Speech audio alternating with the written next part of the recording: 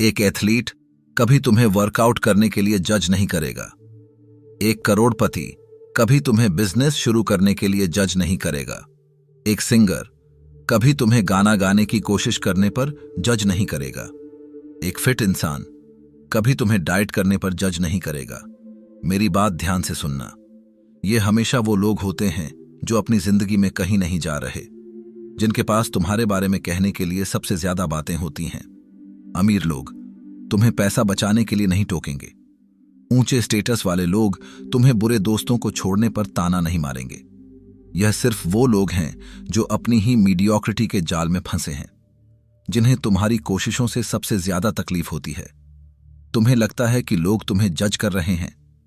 तुम्हें लगता है कि दुनिया तुम्हारी हंसी उड़ा रही है। यह तुम्हारी जिंदगी का सबसे बड़ा झूठ है। सच यह है, लोग तुम्हें नीचा नहीं दिखाते, वो अपनी औकात बचा रहे होते हैं। नमस्कार दोस्तों, मैं हूं सौरभ और स्वागत है आपका बुक ट्यूबर हिंदी पर। आज हम उस डर को जड़ से उखाड़ फेंकेंगे जो आपको रात को सोने नहीं देता। समाज क्या कहेगा? लोग क्या सोचेंगे? अगर मैं फेल हो गया तो लोग क्या बोलेंगे? आज हम साइकोलॉजी की उन गहरी परतों को खोलेंगे जिन्हें दुनिया के सबसे महान विचारकों ने समझा है। हम समझेंगे कि क्यों आपकी सफलता आपके आसपास के लोगों के लिए खतरा है, क्यों आपकी मेहनत उन्हें चुभती है। आज की वीडियो के बाद आपको आलोचना यानी क्रिटिसिज्म से डर नहीं लगेगा, बल्कि आपको उन लोगों पर तरस आएगा जो आपकी आलोचना कर रहे हैं। क्योंकि आज आपको समझ आएगा कि जो इंसान दूसरों को जज करता है वो असल में खुद से कितना नफरत करता है। कुर्सी की पेटी बांध लीजिए। यह वीडियो आपकी सोच का डीएनए बदलने वाला है। सबसे पहले अपने दिमाग से इस दुश्मन को निकाल दो कि सफल लोग मुझे जज कर रहे हैं। जो इंसान सच में सफल है, जो इंसान सच में अपनी लाइफ में कुछ बड़ा कर रहा है, उसके पास इतना वक्त ही नहीं है कि वो रुक कर यह देखे कि तुम क्या कर रहे हो। डेविड गॉगिन्स कहते हैं, I have never met a hater who is doing better than me. मैंने आज तक ऐसा कोई नफरत करने वाला नहीं देखा जो मुझसे बेहतर कर रहा हो। जरा सोचो, अगर कोई इंसान पहाड़ की चोटी पर चढ़ रहा है, उसकी सांस फूल रही है, उसका पूरा फोकस अगले कदम पर है, क्या वो रुककर नीचे देखेगा और तुम पर हंसेगा कि तुम पहाड़ चढ़ने की कोशिश कर रहे हो? नहीं, वो तुम्हें हाथ देगा या फिर वो अपने काम से काम रखेगा। हंसेगा वो जो पहाड़ की तलहटी में बैठा है, जो बियर पी रहा है, जो आराम कर रहा है और जिसने हार मान ली है। जब तुम जिम में पसीना बहाते हो तो वहां मौजूद बॉडी बिल्डर तुम्हें जज नहीं करता। उसे पता है कि वो पसीना क्या है, उसे पता है कि वो दर्द क्या है।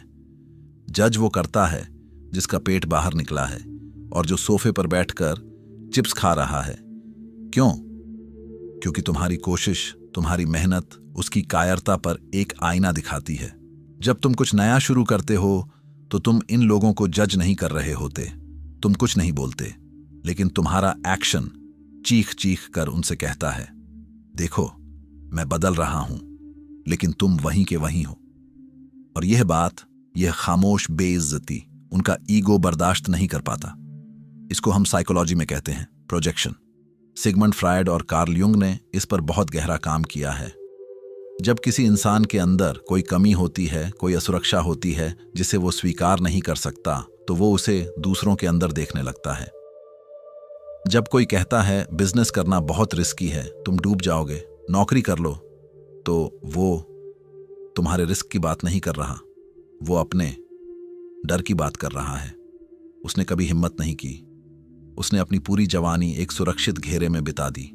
अब जब तुम वो पिंजरा तोड़ रहे हो तो उसे यह याद आ रहा है कि पिंजरा तोड़ा जा सकता था, लेकिन उसने तोड़ा नहीं।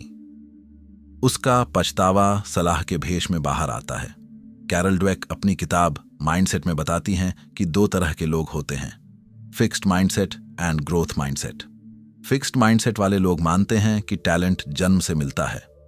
अगर तुम मेहनत कर रहे हो तो इसका मतलब तुम में टैलेंट नहीं है, इसलिए वो मेहनत करने वालों का मजाक उड़ाते हैं। लेकिन सच ये है कि वो अपनी ही कमियों को तुम पर प्रोजेक्ट कर रहे हैं। आलोचना अक्सर एक कबूलनामा होती है।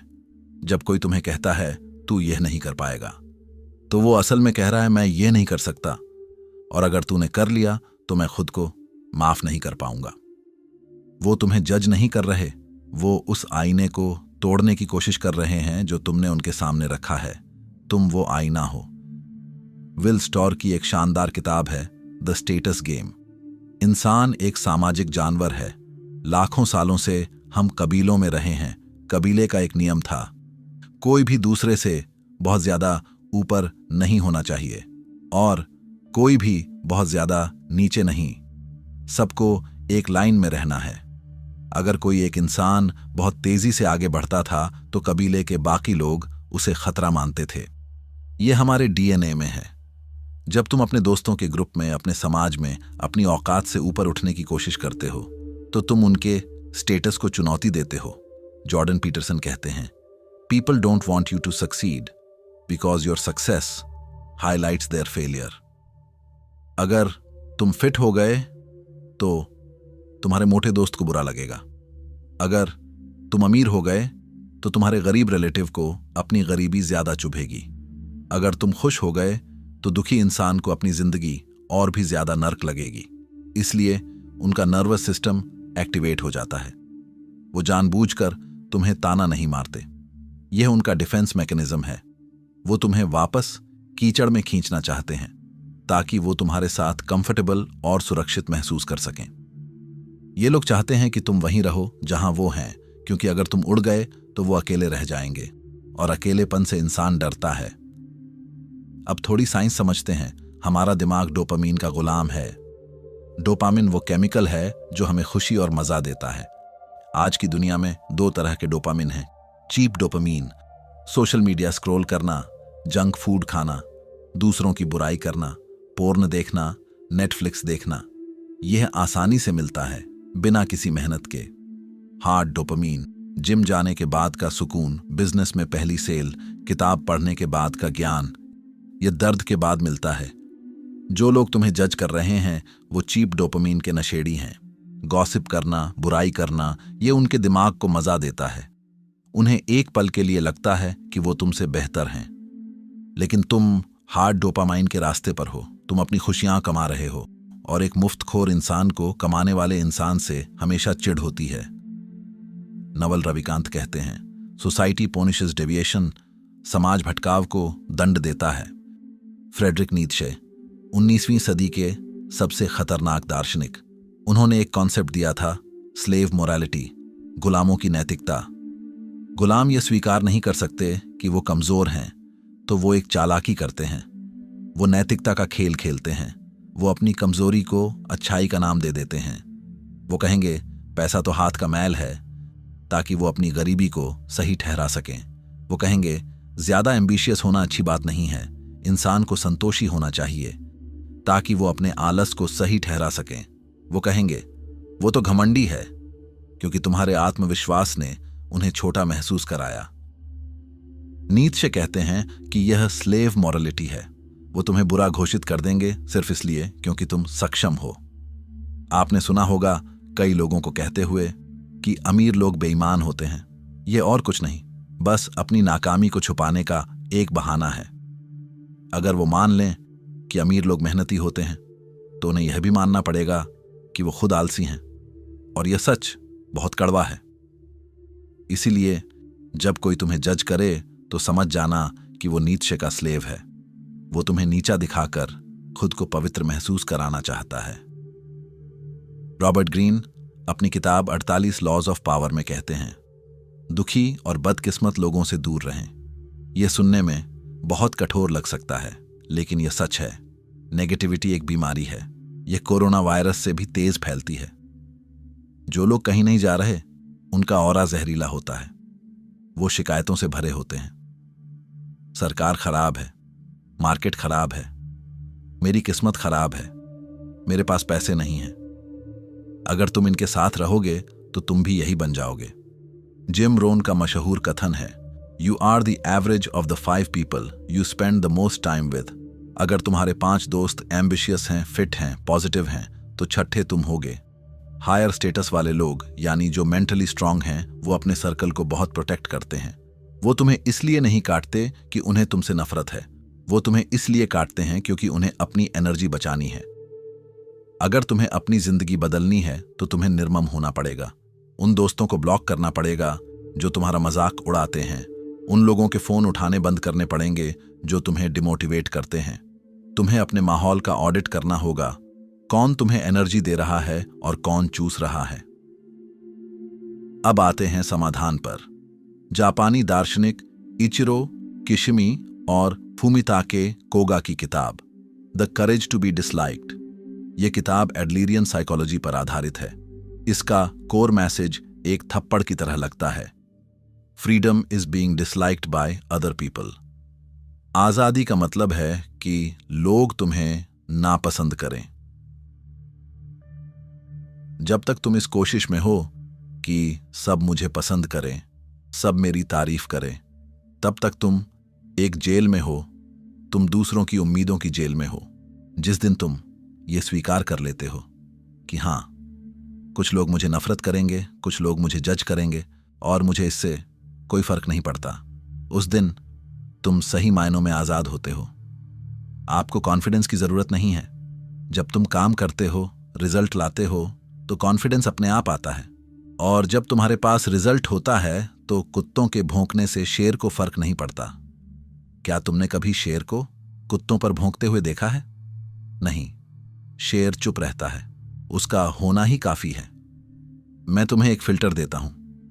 जब भी कोई तुम्हें कोई सलाह दे या कोई ताना मारे या जज करे, बस एक सवाल पूछना, क्या मैं वैसी जिंदगी जीना चाहता हूं जैसी यह इंसान जी रहा है? अगर जवाब है नहीं, तो उसकी बात का, उसकी राय का, उसके जजमेंट का तुम्हारी जिंदगी पर 1% भी असर नहीं होना चाहिए। उसकी बात को कचरे के डिब्बे में डाल दो। अगर एक मोटा इंसान तुम्हें हेल्थ टिप्स दे रहा है, इग्नोर।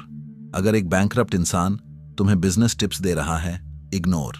अगर एक अनहैप्पी इंसान तुम्हें खुश रहने का तरीका बता रहा है, इग्नोर। लेकिन अगर कोई इंसान वहां है जहां तुम पहुंचना चाहते हो और वो तुम्हें डांट भी रहा है, तुम्हें क्रिटिसाइज कर रहा है, तो सर झुकाकर उसकी बात सुन लेना, क्योंकि वो जजमेंट नहीं है, वो फीडबैक है। फर्क समझो। जजमेंट तुम्हें नीचा दिखाने के लिए होता है, फीडबैक तुम्हें ऊपर उठाने के लिए होता है। असफल लोग जजमेंट देते हैं, सफल लोग फीडबैक देते हैं। वीडियो के इस मोड पर मैं चाहता हूं कि तुम चाक को घुमा दो। अभी तक तुम डर रहे थे कि लोग तुम्हें जज कर रहे हैं। अब मैं कहता हूं, अगर लोग तुम्हें जज नहीं कर रहे तो तुम गलत कर रहे हो। अगर तुम्हारी पीठ पीछे बातें नहीं हो रही हैं तो इसका मतलब तुम एक बहुत ही साधारण और बोरिंग जिंदगी जी रहे हो। इसका मतलब तुम कोई रिस्क नहीं ले रहे। इसका मतलब तुमने समाज के बनाए हुए छोटे से पिंजरे को स्वीकार कर लिया है। तुम्हारी सफलता तुम्हारा सबसे बड़ा बदला है। तुम बहस करके उन्हें नहीं हरा सकते। तुम चिल्लाकर उन्हें चुप नहीं करा सकते। तुम्हें इतना बिजी होना पड़ेगा, इतना सफल होना पड़ेगा कि उनकी आवाज तुम तक पहुंचे ही नहीं। तो अगली बार जब कोई हंसे, जब कोई मजाक उड़ाए, तो मुस्कुरा देना। मन ही मन कहना, शुक्रिया मुझे बताने के लिए कि मैं सही रास्ते पर हूं। अनअकम्प्लिश्ड लोगों को अपनी अकम्प्लिशमेंट्स को जज मत करने दो। तुम्हें कॉन्फिडेंस की भीख मांगने की जरूरत नहीं है। तुम्हें बस प्रूफ पैदा करना है, अपने काम से, अपनी मेहनत से, अपनी खामोशी से। अपने आलोचकों को व्यस्त होकर खामोश कर दो। अब एक काम करो, अगर तुम उन 1% लोगों में से हो जो इस कड़वे सच को पचा पाए हैं, तो कमेंट में मुझे दिखावा नहीं चाहिए, मुझे सबूत चाहिए। कमेंट में लिखो, आई चूज प्रोग्रेस, ताकि जब तुम 6 महीने बाद वापस आओ तो तुम देख सको कि तुमने यहां एक वादा किया था, भीड़ से अलग होने का वादा। अगर यह वीडियो चुभी हो, अगर ईगो हर्ट हुआ हो, तो इसे उस दोस्त के साथ शेयर करना जिसे दुनिया के जजमेंट ने रोक रखा है। शायद तुम्हारा एक शेयर उसकी जिंदगी बदल दे। मिलते हैं अगली बार एक और कड़वी सच्चाई के साथ। बहुत बहुत धन्यवाद।